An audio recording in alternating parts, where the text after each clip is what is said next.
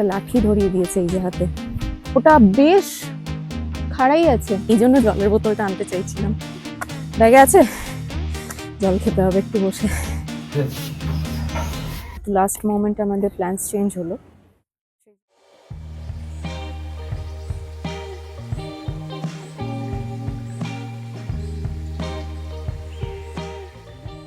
এসে পৌঁছালাম এমু পার্কে। ওই দিকটা ছিল লাভার্স পয়েন্ট, এই রাস্তাটা দিয়ে আমরা এলাম, যে রাস্তাটা দেখছেন পেছনে, ওই দিকটা ছিল হচ্ছে লাভার্স পয়েন্ট, আর এই দিকটা রাস্তার এপাশে হচ্ছে এমু পার্ক। এখানেও ছোটদের রাইডস, দোলনা, স্লিপ এসব আছে। আর মেন যে জায়গা, মেন যে অ্যাট্রাকশন এই পার্কের, সেটা হচ্ছে এমু বার্ডস। চলুন যাওয়া যাক। এই যে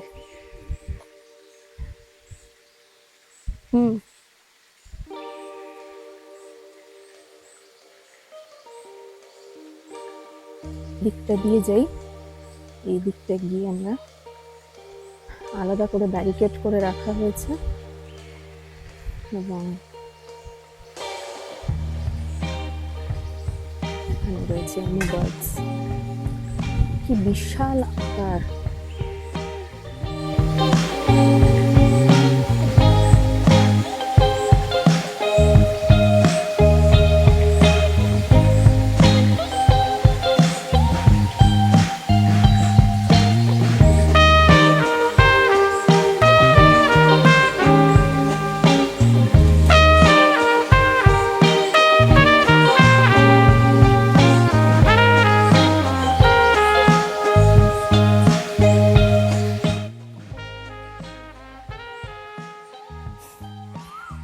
অদ্ভুত দেখতে। এমু পাখি, তারপর পেঙ্গুইন, এগুলো সব একই গোত্রে পড়ে, ছোটবেলায় পড়েছিলাম কি জেনারেল নলেজে। এদের ডানা হয় না, এরা বিশেষ উঠতে পারে না, এদের নাম পাখি হলেও এরা উঠতে অক্ষম। এখানে একটা এমু জল খাচ্ছে।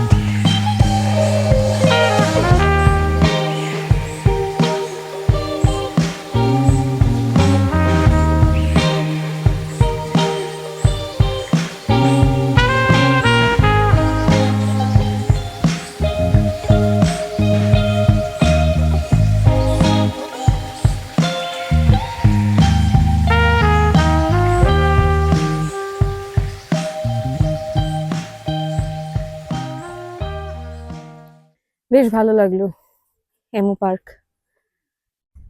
বেশ কিছু সংখ্যক এমু পাখি রয়েছে এমু পার্কে, আর বোধহয় এদেরকে সংরক্ষণ করাও হচ্ছে। যদিও এমু এখানকার পাখি নয়, আমার তথ্য ভুলও হতে পারে।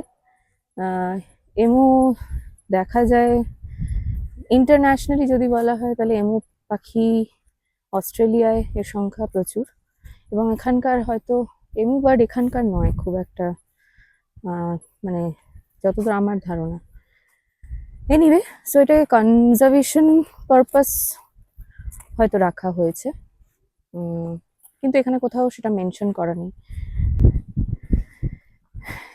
এমু পার্কের সংলগ্ন যে অঞ্চল রয়েছে সেটা খুব একটা ওয়েল মেইনটেইনড নয়, এবং এমু যে ভেতরের যে অংশে রয়েছে, যে কোর এরিয়াতে, সেই জায়গাটাও খুব একটা ওয়েল মেইনটেইনড নয় দেখে যা লাগলো। এবং এটা যদি মেইনটেইনড হতো, পরিষ্কার হতো জায়গাটা, তাহলে এটা মানে খুব ভালো একটা টুরিস্ট সাইট এটাকে বলা যেতে পারতো, কিন্তু খুব একটা মেনটেন নয় পুরো জায়গাটাই। যাই হোক, যেটুকু আমরা দেখলাম সেটা যথেষ্টই ভালো ছিল, খারাপ ছিল না। ওভারঅল আমাদের এক্সপিরিয়েন্স এমো পার্কে ভালোই। এখন আমরা গাড়ির দিকে যাচ্ছি আমাদের পরবর্তী ডেস্টিনেশনের উদ্দেশ্যে। চলুন সেদিকে যাওয়া যাক।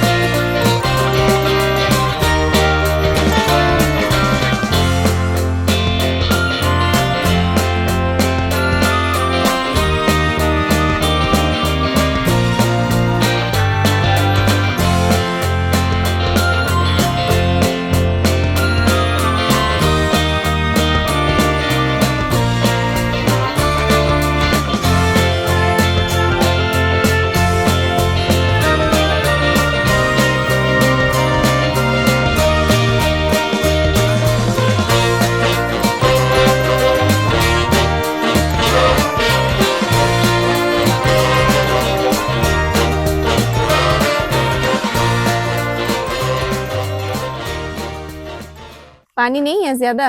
पानी ज्यादा नहीं है। ঠিক আছে। আচ্ছা, জল বিশেষ নেই, তার কারণ এটা তো বৃষ্টির সময় নয়। হ্যাঁ, 100 মিটারের হাঁটা। আচ্ছা, 400, ঠিক আছে।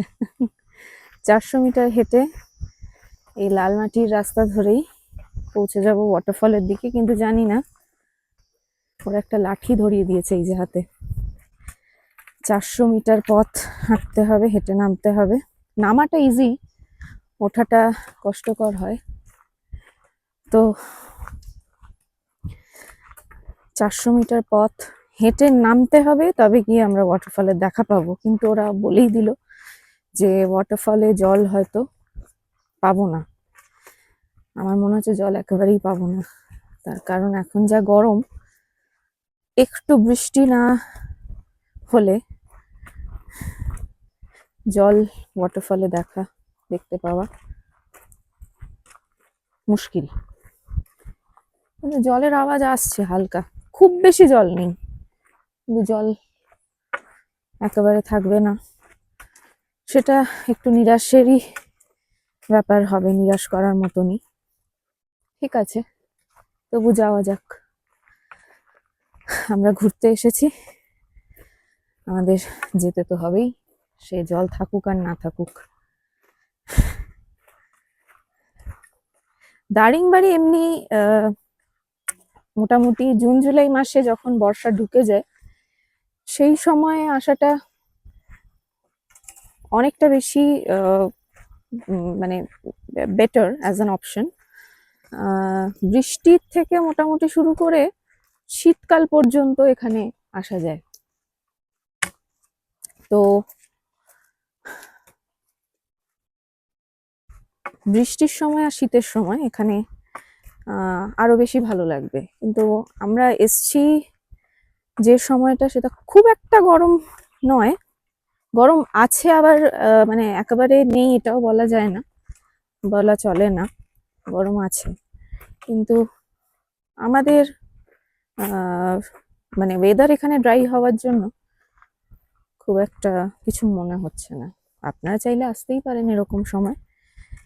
গরমের ছুটির সময় অনেকেরই মানে অন্য সারা বছর হয়তো তারা সময় পান না, কিন্তু গরমের সময়টাই একমাত্র সময় ঘুরতে যাওয়ার জন্য। তো সব সময় তো আর পাহাড় মানে নিউ জলপাইগুড়ি থেকে দার্জিলিং আর সব সময় তো দীঘা, পুরী, মন্দারমণি এসব ঘুরতে ইচ্ছে করে না, একটু অন্যান্য জায়গায় আসতে ইচ্ছে করেই। সেই ভেবেই আমাদের মে মাসে এখানে ঘুরতে আসা দারিংবাড়িতে। আমরা সমস্ত কিছু জেনেই এসেছিলাম যে এখানে গরম হবে, ওয়াটারফল খুব একটা বিশেষ যে দেখা যাবে না সেটা আমরা ধরেই নিয়েছিলাম।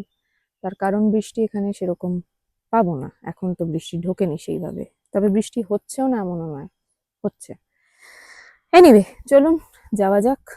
আমি সামনের দিকটা এই যে দেখছেন এই রাস্তা, এই আমার হাতে লাঠি, এই নামতে হবে, চলো। পাথুরে রাস্তা, একটা একটা করে স্টেপ নেমে অনেকটা নিচের দিকেই, এখানে আবার সিঁড়ি আছে কংক্রিটের।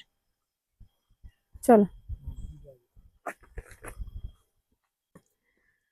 চলুন যাওয়া যাক আস্তে আস্তে। দুধারে জঙ্গল আর ওই দূরে পাহাড়, বেশ ভালোই লাগছে, অন্যরকম একটা অ্যাডভেঞ্চার।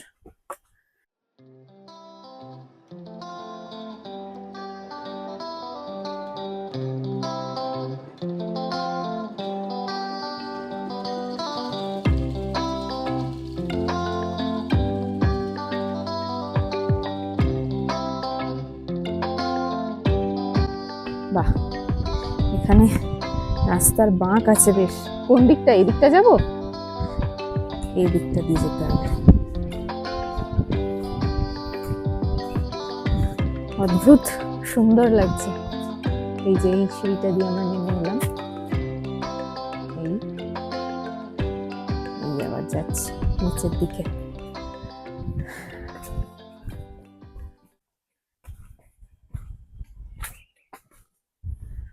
এটা একটা ভালো সিস্টেম, যেভাবে সিঁড়ি করে দেওয়া আছে, নামতে অনেকটা সুবিধা, উঠতেও সুবিধা।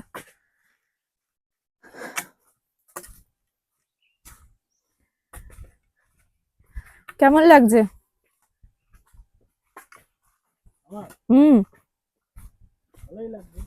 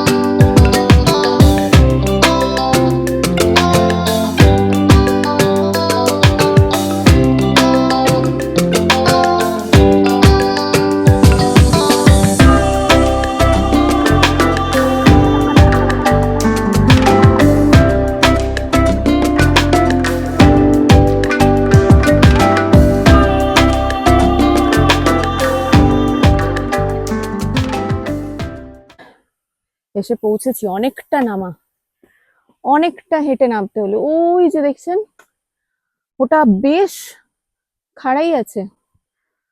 এই লাঠি নিয়ে নিয়ে নামলাম, আর এই যাচ্ছি ওয়াটারফলের দিকে। জল খুবই সামান্য, ওরা বলেই দিয়েছিল।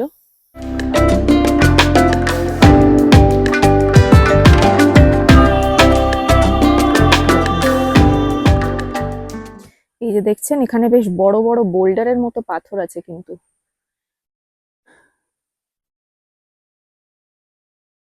এই বোল্ডারের মতো পাথরে পা ফেলা, খুব সাবধানে পা ফেলতে হবে এবং আসতে হবে। হ্যাঁ, কেন?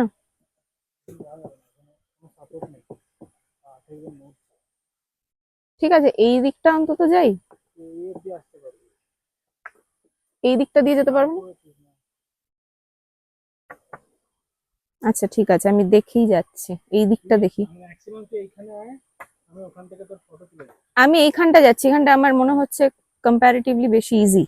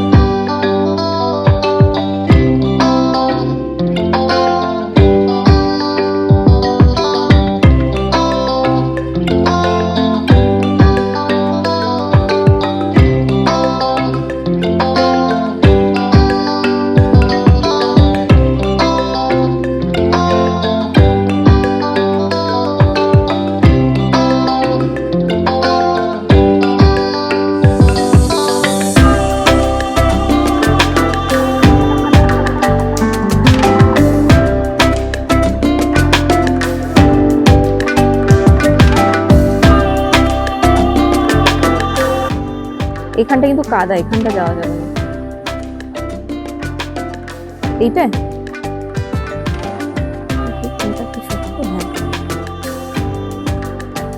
এসছি।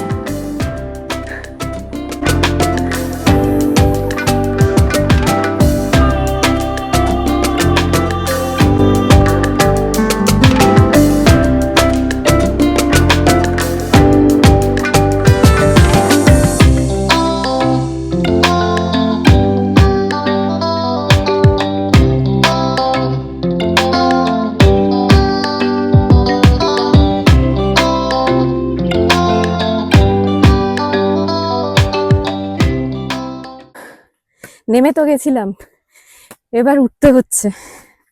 ওখানটা একটা পাহাড়ের, পাহাড় বলছি, পাথরের, মানে অনেকটা নিচু, বেশ মানে একটা খাদ মতো ছিল, খাদের ওপর থেকে পাথরের স্টেপ গুলো রয়েছে, তাও আবার খুব অসমান, খুব একটা যে ঠিকঠাক স্টেপ তা নয়। সেই জন্য আমরা ওঠার সময় ওখানে ভিডিও করিনি। এখন এই যখন সিঁড়িটায় এসে পৌঁছালাম, তখন আমরা ভিডিওটা ভাবলাম একটু করি আর কি।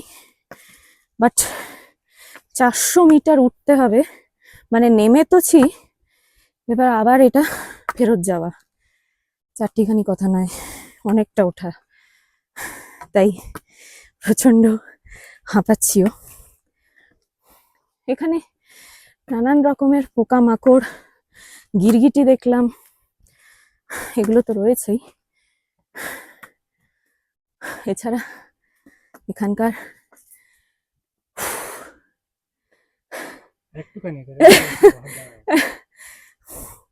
ওপরে গিয়েটা বসা যায়, আমি এই জন্য জলের বোতলটা আনতে চাইছিলাম। ব্যাগে আছে, জল খেতে হবে একটু বসে। যাদের মোটামুটি হার্টের সমস্যা আছে কিংবা যাদের নার্ভের সমস্যা আছে, তারা এখানে আসার আগে দুবার ভাববেন। হার্ট দুর্বল হলে কিন্তু এখান দিয়ে নামা ওঠা দুটোই খুব কষ্টসাধ্য হয়ে যাবে। তাই অবশ্যই যখন এখানে আসছেন জেনে নিয়ে আসবেন। একটু বসি।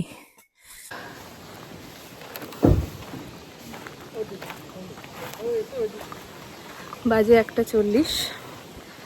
এখন আমাদের লাঞ্চের সময়, লাঞ্চ করতে যাচ্ছি। লাঞ্চ করে নিয়ে তারপরে আমরা পরের ডেস্টিনেশনে যাব। লাঞ্চ করে কোথায় যাবো? লাঞ্চ করে তারপর কোথায় যাবো? ওখানে ম্যাকডোনাল্ড, তারপরে দারিংবাড়ি। আচ্ছা, ব্যাক টু দারিংবাড়ি। ওকে, এই জায়গাটার নাম কি? মন্দাসুর।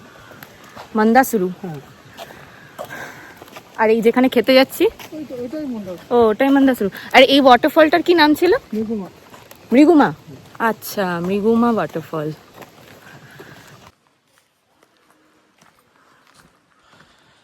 এই জায়গাটা নাম হচ্ছে মন্দাসুরু। এখানে আমরা লাঞ্চ করতে ঢুকছি। এখানে এন্ট্রি ফি দিয়ে ঢুকতে হয়। এন্ট্রি ফি এখানেও 20 টাকা করে, আর পার্কিং ফিও লাগলো 50 টাকা। আমাদেরই দিতে হলো। আর এটা একটা নেচার ক্যাম্প। এখানে গাছপালা, পশু পাখি, পশু নেই যদিও, পাখি আছে, কীট পতঙ্গ এইসব। এখানে মেনলি আমরা লাঞ্চ করতেই এসেছি, লাঞ্চ করাই আমাদের উদ্দেশ্য। এখানে একটা খাবার জায়গা আছে, রেস্টুরেন্ট আছে সেখানে। তো চলুন।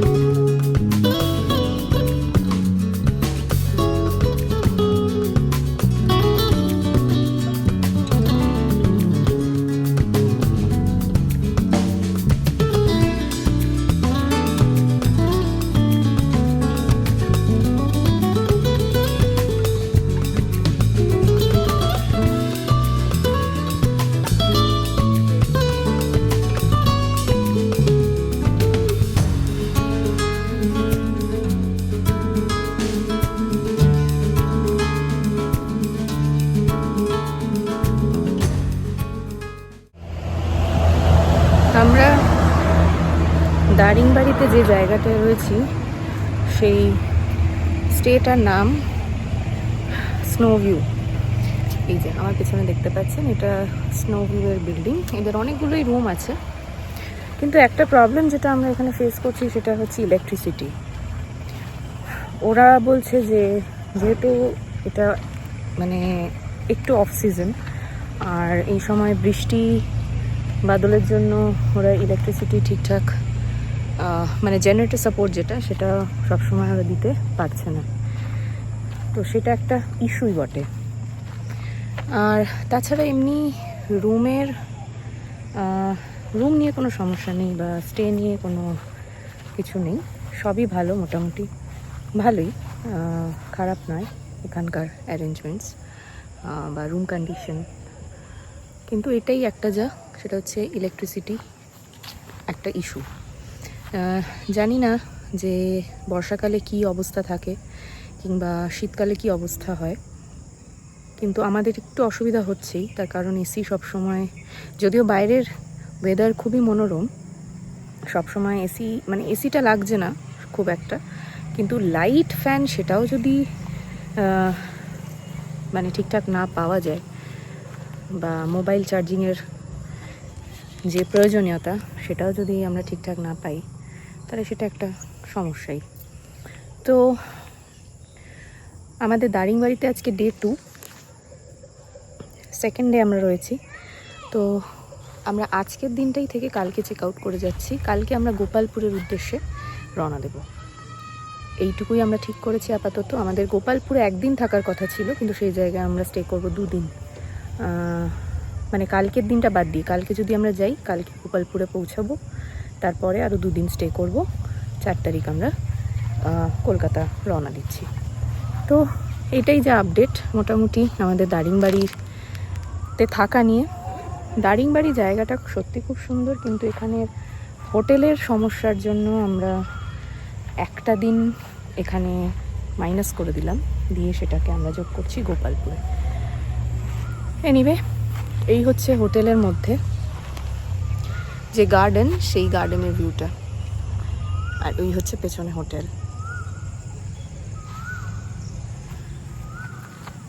পাহাড়ের ঠিক সামনে, এটা পাহাড়ের দিকটা, পেছনটায় রয়েছে পাহাড়টা, আর এই হচ্ছে হোটেলের এরিয়া।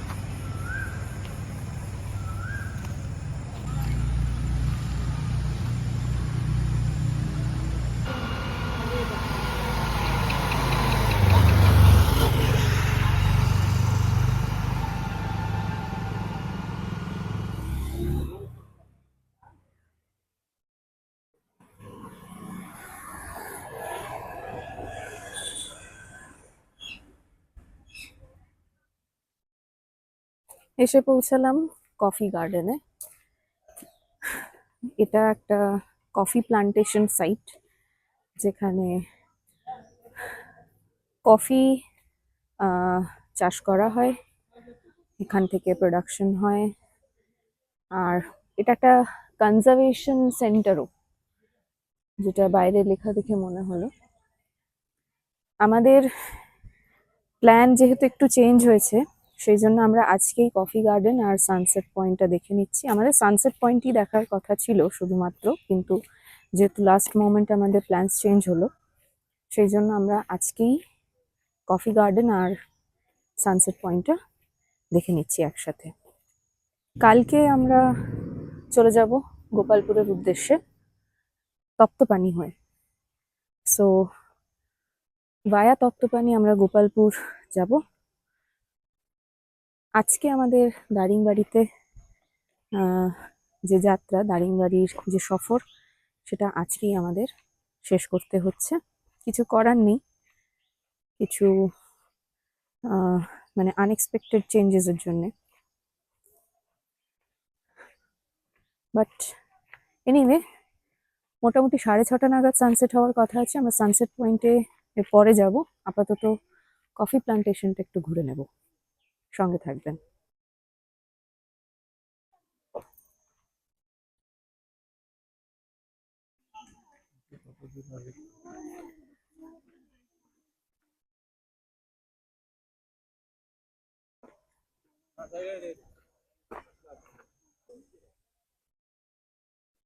বেশ অনেকটা হাঁটতে হবে, হেঁটে যেতে হবে এই রাস্তা ধরেই। আশা করছি যে ওইখানটাই দেখতে পাবো, দূরে যে জমায়েতটা দেখতে পাচ্ছি। ম্যাপ এখানে দেখলাম, কিন্তু ম্যাপটা ঠিকঠাক লাগলো না।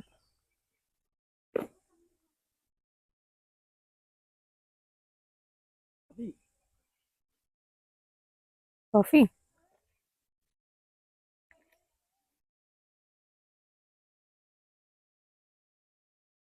এখানে একটা ক্যাফেও আছে ছোট্ট মতন, আর এই রাস্তাটা দিয়ে আসতে হয়। এই দিক থেকেও আই থিঙ্ক আসা যায়, আমরা যদিও দেখিনি। আমরা জাস্ট সোজা সোজা চলে এসছি আর কি। বাট এখানেই কফি চাষ হয়।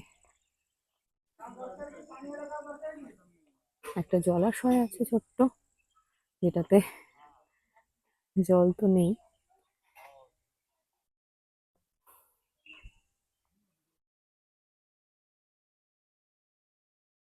এই পাশে হচ্ছে কফি প্ল্যান্টেশন সাইট। বোধহয় এখানটাতেই চাষ হয়, তাই না? এখানটাতেই কফি চাষ হয়। কফি এখন, কফির মরশুম হয়তো নয়, বৃষ্টি পড়বে সেই সময় বোধহয়।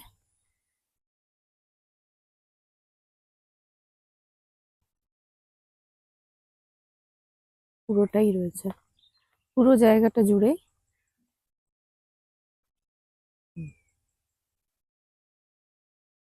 কফি চাষের জন্য ভালো জায়গা, প্রচুর গাছপালা রয়েছে এখানে, প্রচুর জায়গায় জায়গায় প্রচুর গাছপালা। এই দেখুন, পুরো জায়গাটাই খুবই স্যাঁতস্যাঁতে ঠান্ডা, যেরকম হাওয়া উচিত আর কি।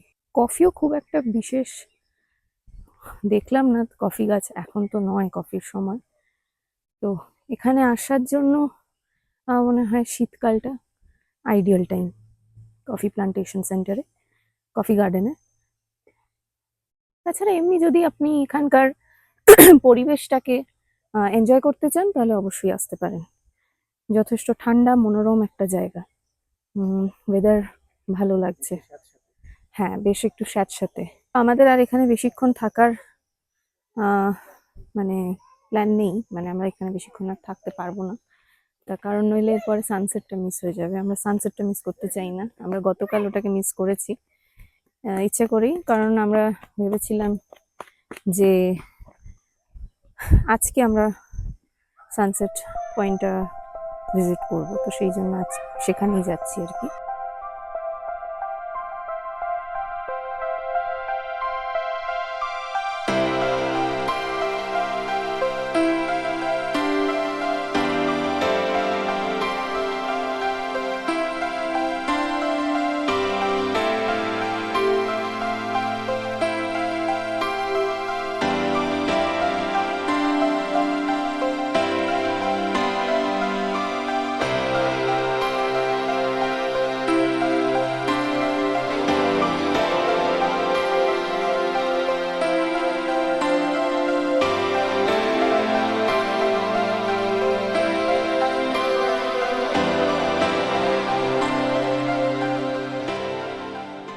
কেমন লাগলো আপনাদের আমাদের দারিংবাড়ির শেষ দিনের সফর, তা কমেন্টের মাধ্যমে আমাদের একদম জানাতে ভুলবেন না।